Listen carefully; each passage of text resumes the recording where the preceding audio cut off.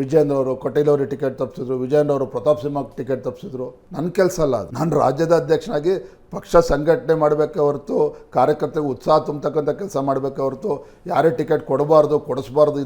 This not my strategy. ನನಗೆ ಅವಶ್ಯಕತೆಯೂ ಕೂಡ ಅದಿಲ್ಲ. ಈಗಿನ ರಾಜಕಾರಣದಲ್ಲಿ ಅಂಬೆಗಾಲು ಇಡ್ತಾ ಇದ್ದೇನೆ. 2 ಬಾರಿ 3 ಬಾರಿ ಸಂಸದರಾಗಿರ್ತಕ್ಕಂಥ ಟಿಕೆಟ್ ಕೊಡಬೇಡಿ ಅಂತ ಹೇಳಿದರೆ ನನ್ನ ಅಭಿಪ್ರಾಯದ ಮೇಲೆ ರಾಷ್ಟ್ರೀಯ ನಾಯಕರು ತೀರ್ಮಾನ ಮಾಡ್ತಾರೆ ಅಂತಕ್ಕಂಥ ಭ್ರಮೆ ಯಾರಿಗಾರ ಇದ್ದರೆ ಖಂಡಿತ ಅದು ಸರಿಯಲ್ಲ. ಕೆಲವು ಟಿಕೆಟ್ ತಪ್ಪಿಸಿಕೊಂಡಂಥವ್ರ ಅಭಿಮಾನಿಗಳ ತಮ್ಮ ಹೆಸರಿನಲ್ಲಿ, ತಮ್ಮ ತಂದೆಯವರ ಹೆಸರಿನಲ್ಲಿ ಮೋದಿಯವ್ರ ಬಗ್ಗೆ ಟೀಕೆ ಮಾಡೋಕ್ಕಾಗತ್ತಾಗಾದ್ರೆ ನಮ್ಮ ರಾಷ್ಟ್ರೀಯ ಅಧ್ಯಕ್ಷ ಬಗ್ಗೆ ಯಾರ್ದಾರ ಹೆಸರು ಹೇಳಲೇಬೇಕು. ಪಾಪ ಕಾರ್ಯಕರ್ತರು ನನ್ನ ಹೆಸರು ಹೇಳ್ತಾರೆ, ನಾನು ಅದ್ರ ಬಗ್ಗೆ ನೋವಿಲ್ಲ. ಅವರೊಬ್ಬ ನಂಬ್ಕೊಂಡಿರ್ತಕ್ಕಂಥ ಒಬ್ಬ ನಾಯಕನಿಗೆ ಅವಕಾಶ ಸಿಕ್ಕಿಲ್ಲ ಅಂದಾಗ ಈ ರೀತಿ ಹೇಳಿಕೆಗಳು, ಅಪಪ್ರಚಾರಗಳು ಇವೆಲ್ಲ ಕೂಡ ಸಹಿಸ್ಕೊಂಡು ಹೋಗಲೇಬೇಕು, ಅನಿವಾರ್ಯ.